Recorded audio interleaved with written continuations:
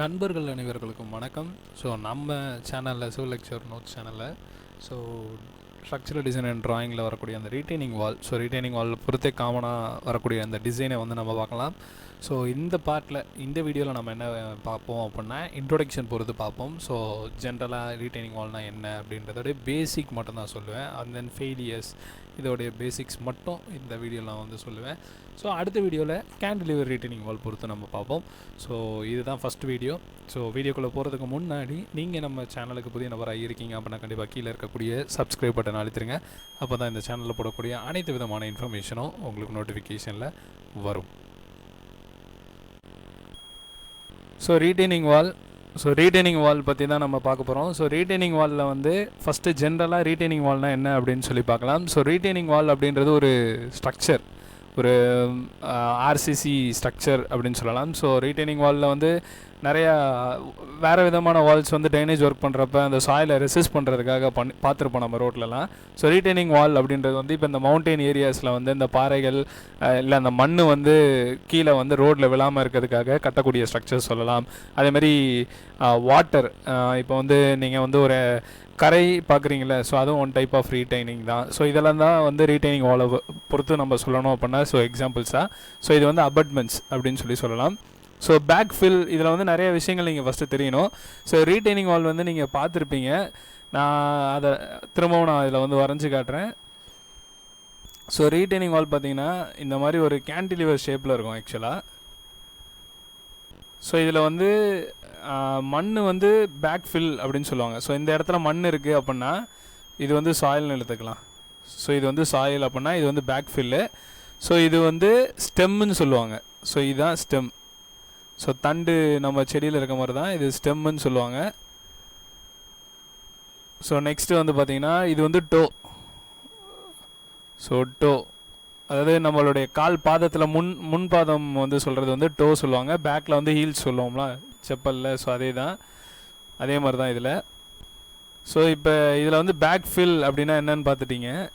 So back fill அப்படின்றது இது தான். ஸோ பேக்கில் ஃபில் ஆகிருக்கு சாயில் வந்து. ஸோ இதுதான் வந்து பேக் ஃபில். ஸோ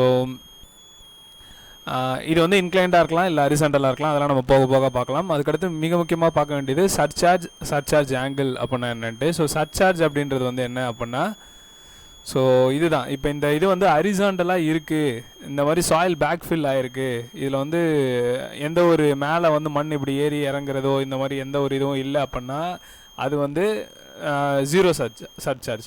இல்லை மண் வந்து இப்படி ஸ்டீப்பாக இருக்குது அப்படின்னா இதுதான் சர்சார்ஜ் ஆங்கிள். ஸோ இதுதான் டீட்டாவில் வரும். ஸோ இது வந்து சர்சார்ஜ் ஆங்கிள். இன்னொன்று ஆங்கிள் ஆஃப் ரீபோஷன் இருக்குது. அது வந்து நீங்கள் கொஸ்டினில் பார்க்குறப்ப அதுவும் கன்ஃபியூஸ் ஆகிடக்கூடாது. ஸோ அதுவும் நான் சொல்கிறேன் என்னன்ட்டு. So types of retaining wall. So மேஜராக உள்ள விஷயங்கள் எல்லாமே நான் டக்குன்னு சொல்லிட்டேன். ஸோ இதில் வந்து டைப்ஸ்ன்னு பார்த்தீங்கன்னா 3 இருக்குது. So gravity, cantilever, counterfort. So gravity அப்படின்றது என்ன அப்படின்னா பேக் ஃபில்லில் வரக்கூடிய அந்த சாயிலால் வரக்கூடிய அந்த ப்ரெஷரை வந்து ரீட்டைன் பண்ணும். எப்படி ரீட்டைன் பண்ணணும்னா இதோடைய ஓன் வெயிட்டே வந்து ரீட்டைன் ஆயிரும். ஸோ இது வந்து ஜென்ரலாக பார்த்தீங்கன்னா இந்த கல் வச்சு கட்டுவாங்க தெரியுமா. ஸோ அந்த கருங்கல் இந்த மாதிரிலாம். ஸோ அதுதான் வந்து மேஜராக யூஸ் பண்ணுவாங்க. அண்ட் தென் பிசிசியும் யூஸ் பண்ணுவாங்க. ஸோ இதுதான் வந்து ஒரு டிப்பிக்கல் ஸ்ட்ரக்சர் அது. So toe, heel. ஸோ இது வந்து பார்த்திங்கன்னா எங்கெல்லாம் சொல்லலைன்னா ஒரு கரை தண்ணி இருக்கக்கூடிய இடம் அந்த மாதிரியான இடத்துல வந்து இதெல்லாம் சொல்லலாம். ஸோ இது வந்து கிராவிட்டி வால். அண்ட் தென் நம்ம பார்க்கக்கூடியது பார்த்தீங்கன்னா cantilever retaining wall. So cantilever retaining wall and counterfort. So cantilever கவுண்டர் ஃபோர்ட்டுக்கும் பெரிய வித்தியாசம் இல்லை. ஸோ கேண்டிலிவர் அப்படின்றப்ப நீங்கள் ஃபஸ்ட்டு என்ன ஞாபகம் வச்சுக்கணும்னா இதோடைய ஹைட் தான். ஸோ கவுண்டர் ஃபோர்ட் ஏன் வந்து போகிறாங்க அப்படின்னா இந்த ஹைட் வேரியேஷன் காரணமாக தான். ஸ்டெபிலிட்டி வந்து பெர்ஸ்பெக்டிவில் வச்சு தான் ரெண்டுத்தையும் டிஃபர் பண்ணுறாங்க. ஸோ 5 மீட்டர் அதுக்குள்ளே இருக்குது அப்படின்னா we go for cantilever. So அதுக்கு மேலே வருது அப்படின்னா கவுண்டர் ஃபோர்ட்டில் வந்து போகிற மாதிரி இருக்கும். கவுண்டர் ஃபோர்ட்டும் இதுக்கும் பெரிய டிஃப்ரென்ஸ் இல்லை. ஸ்டெம், டோ, ஹீல் இதெல்லாமே சேம் கேல்குலேஷனில் தான் இருக்கும். அந்த கவுண்டர் ஃபோர்ட் அப்படின்ற டிசைன் தான் எக்ஸஸாக வந்து வரும். ஸோ இப்போ இதில் வந்து பார்த்திங்க அப்படின்னா ஸ்டெம்மு, டோ, ஹீல் அப்புறம் இது மொத்தமாக சேர்த்தது, அடியில் மொத்தமாக சேர்த்தது பேஸ் ஸ்லாப் அப்படின்னு சொல்லுவாங்க. ஸோ இதை தான் பார்ப்போம். இதுக்கடுத்து ஷியர்கின்னு ஒன்று இருக்குது. அதெல்லாம் வந்து கண்டிஷன்ஸ்க்கு ஏற்ற மாதிரி ப்ரொவைட் பண்ணுவாங்க. ஸோ இதை தான் இதில் கொடுத்துருக்கேன். So I shaped, L shaped, reverse L shaped இதெல்லாம் வந்து கேண்டிலிவரில் இருக்கக்கூடிய ஜென்ரல் டைப்ஸ்னோ நான் ரொம்ப வந்து இதில் டீட்டெயிலாக சொல்லலை. ஸோ இம்பார்ட்டன்ட் பாயிண்ட்ஸ் வந்து சொல்கிறேன். ஸோ அதை புரிஞ்சுக்கிட்டாலே இதில் உள்ள பாயிண்ட்ஸ் எல்லாமே புரிஞ்சுக்கும். ஸோ கவுண்டர் ஃபோர்ட் அப்படின்றது வந்து ஸோ அப்போ வந்து பார்த்தது சைட் வியூவில் பார்த்தோம் கேண்டிலிவரில். ஸோ கவுண்டர் ஃபோர்ட்ன்றது இந்த 2 2 எக்ஸ்ட்ரா ஸ்ட்ரக்சர்ஸ் தான். ஸோ இந்த 2 எக்ஸ்ட்ரா ஸ்ட்ரக்சர்ஸ் அப்படின்றப்ப இதை நீங்கள் டிசைன் பண்ணணும். ஆக்சுவலாக பட்ரஸ் டேம் அந்த மாதிரி நீங்கள் வந்து ப்ரீவியஸாக பார்த்துருப்பீங்க. ஸோ பட்ரஸ் டேம் அப்படின்றப்ப ஹைட் அதிகமாக போகிறப்ப அது வந்து இப்படி முன்னாடி விழுந்துடக்கூடாது. அதுக்காக நம்ம இப்போ ஒன்றும் இல்லை, இப்போ டோரை வந்து திறக்கணும் இல்லை வந்து இதாகிறாங்க, நம்ம அப்போசிட் சைடில் வந்து நின்று அதை வந்து தடுக்கிறோம் அப்படின்னா எப்படி தடுப்போம்? இந்த மாதிரி தான் அதில் வந்து செவுத்தில் சாஞ்சிட்டு தடுப்போமோ அந்த மாதிரி தான் ஹைட் அதிகமாக ஆக இந்த ஸ்ட்ரக்சர் வந்து என்ன ஆகும் அப்படின்னா அதை முன்னாடி விழாமல் இது தடுத்து நிப்பாட்டும். ஸோ இதுதான் வந்து அந்த கவுண்டர் ஃபோர்ட் அப்படின்னு சொல்கிறப்ப இதுதான் வந்து நீங்கள் புரிஞ்சுக்கணும். ஸோ இதை வந்து டிசைன் பண்ணுற மாதிரி இருக்கும் எக்ஸ்ட்ராவாக. ஸோ கவுண்டர் ஃபோர்ட்டை வந்து எக்ஸ்ட்ராவாக டிசைன் பண்ணுற மாதிரி இருக்கும். ஸோ இதுக்கு என்னெல்லாம் பார்ப்பீங்க அப்படின்னா அந்த நடுவில் இருக்கக்கூடிய அந்த ஸ்பேசிங்ஸ் பார்ப்பீங்க. ஸோ இதில் வந்து வரக்கூடிய அந்த டிசைன் வந்து என்னெல்லாம் இருக்குது, ஸோ இது எப்படி டிசைன் பண்ணணும், ஏன்னா வந்து ட்ரையாங்கிள் மாதிரி இருக்குது, ரைட் ஆங்கிள் ட்ரையாங்கிள் மாதிரி. ஸோ அந்த பேசிஸில் நீங்கள் வந்து மேலே ஒரு சர்டன் h/3 பிரிச்சுக்கணும். ஒரு ஃபஸ்ட்டு ஹெச்சுக்கு வந்து ஒரு மாதிரி நீங்கள் வந்து ரெயின்ஃபோர்ஸ்மெண்ட் கொடுக்கணும், கர்டைல்மெண்ட்டாக கட் பண்ணி கொடுக்குற மாதிரி. ரெண்டாவது சென்டரில் வந்து ஒரு மாதிரி கொடுக்கணும், மூணாவது இதில் மாறும். ஸோ இந்த மாதிரி மாறும். ஸோ இதுதான் counterfort. So soil pressure, so நம்ம மெயினாக டீல் பண்ண வேண்டியது சாயில் ப்ரெஷர். ஏன்னா சாயில் தான் இங்கே வந்து மெயினாக வெயிட்டே.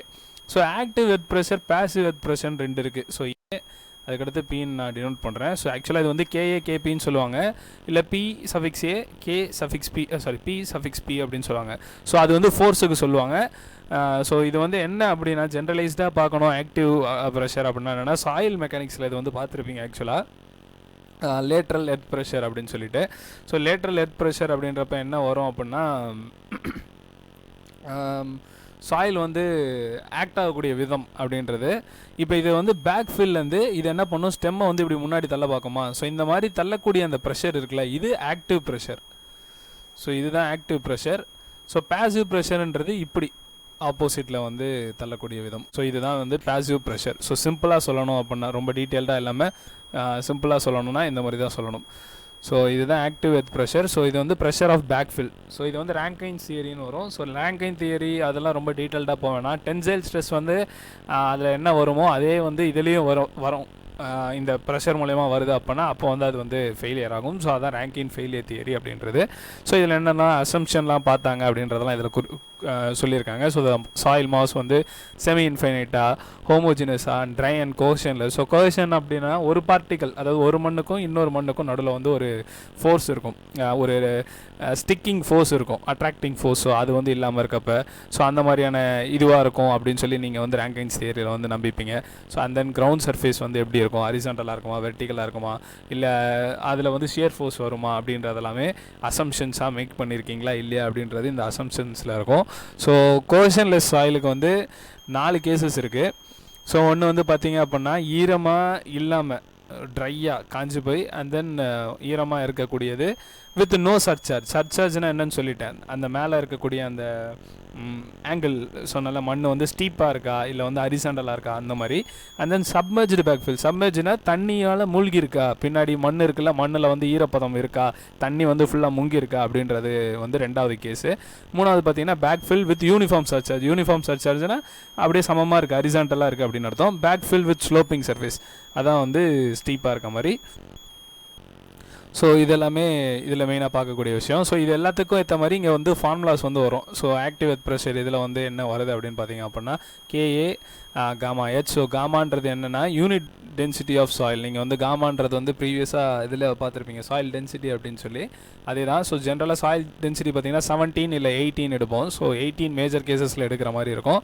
அண்ட் தென் Hன்றது ஹைட்டு வரும், ஓகேவா. So height of retaining wall.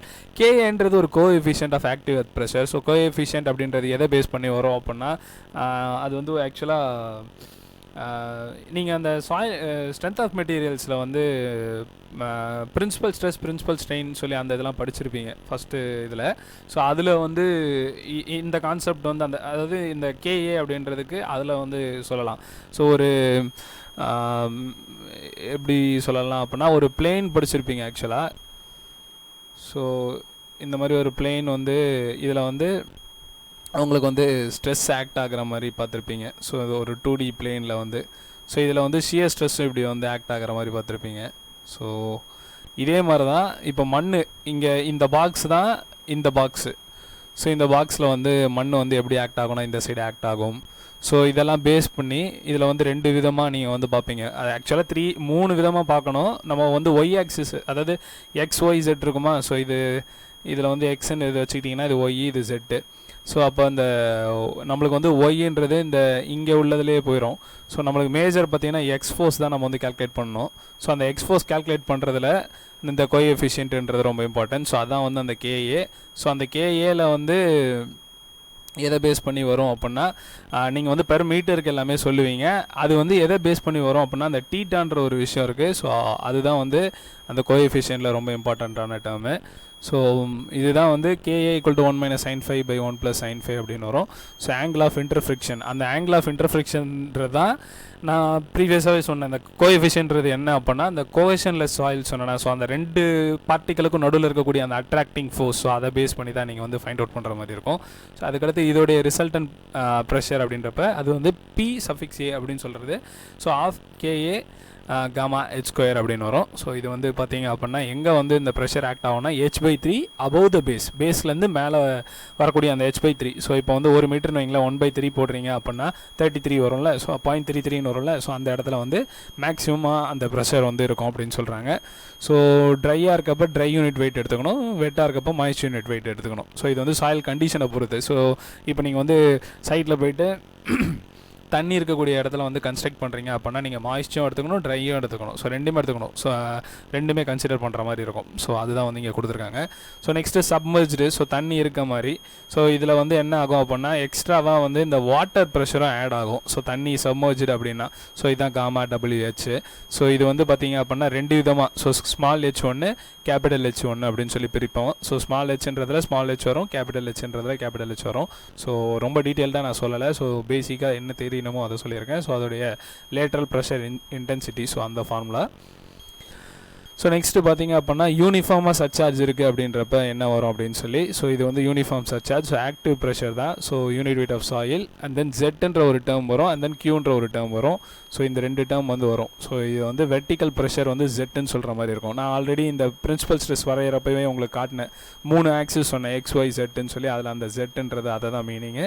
And then Q அப்படின்றது வந்து lateral pressure due to the வாலால் வரக்கூடிய ப்ரெஷர். ஸோ இது 2த்தையும் ஆட் பண்ணுற மாதிரி இருக்கும். And then backfill with sloping surface. So sloping surface அப்படின்றப்ப உங்களுக்கு அந்த இன்க்ளைண்டாக இருக்கும் அப்படின்னு சொன்னேன்ல. ஸோ அந்த இதுக்கு ஆங்கிள் வரும். ஸோ அதை பேஸ் பண்ணி டிரைவ் பண்ண ஃபார்முலா இது. ஸோ இதை யூஸ் பண்ணி நீங்கள் வந்து ஃபைண்ட் அவுட் பண்ணுற மாதிரி இருக்கும். ஸோ இதுதான் வந்து ஜென்ரலாக வந்து நீங்கள் இந்த இதில் பார்க்க வேண்டிய மிக முக்கியமான ஃபார்முலாஸ். ஓகேவா. ஸோ இதில் ஜென்ரலைஸ்டாக பார்த்தீங்க அப்படின்னா சர்சார்ஜ் இல்லாமல் வந்து நிறையா கேட்பாங்க, சர்சார்ஜ் வச்சு கேட்க மாட்டாங்க. ஸோ நீங்கள் வந்து நான் எடுக்கக்கூடிய சம்மும் சர்சார்ஜ் இல்லாமல் தான் எடுக்கிறேன். பட் ஆனால் கேட்டிருக்காங்க இந்த மாதிரி வந்து சர்சார்ஜோடு கேட்குறாங்கன்னா நீங்கள் இந்த PA KA அப்படின்னு சொல்கிற ஃபார்முலாஸ் மட்டும்தான் வேரி ஆகும், மற்றபடி சேமாக தான் இருக்கும்.